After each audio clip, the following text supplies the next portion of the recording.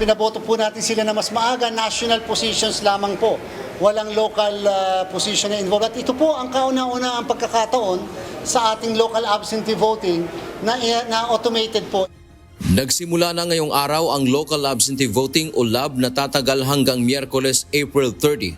Sa ilalim ng batas, ito ay para sa ating mga kababayan na hindi maaring iwan o may mahalagang trabaho sa araw ng halalan sa May 12. Sa Palasyo del Gobernador, bumoboto ang mga empleyado ng Commission on Elections o COMELEC.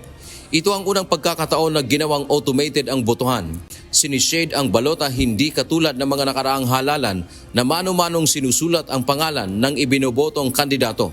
Sabi ni Chairman George Erwin Garcia, umaasa silang mataas ang turnout o boboto sa local absentee voting. Noong 2022 presidential elections ay 88% ang voter turnout ng LAB. Sana naman, dahil 57,000 na lang naman more or less siyang mga boboto, sana naman ma-reach din natin yung ganung kadaming porsyento bilang. Lalo pa, ito naman ay ina-announce natin at lalo pa talagang hindi na po sila mahihirapan dahil po shading lang ito. Mahigit 57,000 ang naaprobahang makaboto. Dito sa local absentee voting o itong tinatawag nilang LAB, pagkatapos nating bumoto, hindi ka agad-agad na isusubo o i-feed ang ating balota sa makina. Sa halip, ito ay sisilyuhan, ilalagay dito sa white envelope, sisil. Pagkatapos, ilalagay pa siya sa isang bukod na brown envelope at mayroon ditong bukod na seal para matiyak talagang secured o ligtas ang ating mga boto. At sa May 12 na ng gabi, ito ay bubuksan at isusubo sa makina para yung ating mga boto ay mabibilang.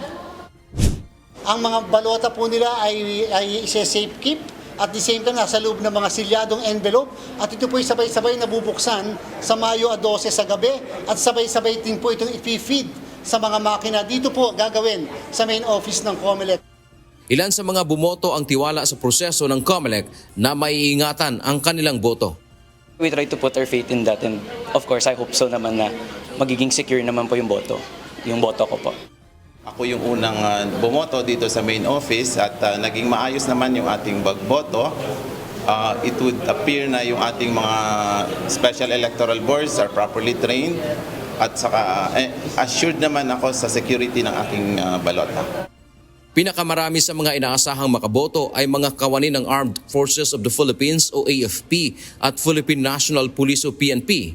May 1,005 din na mga kawani ng media.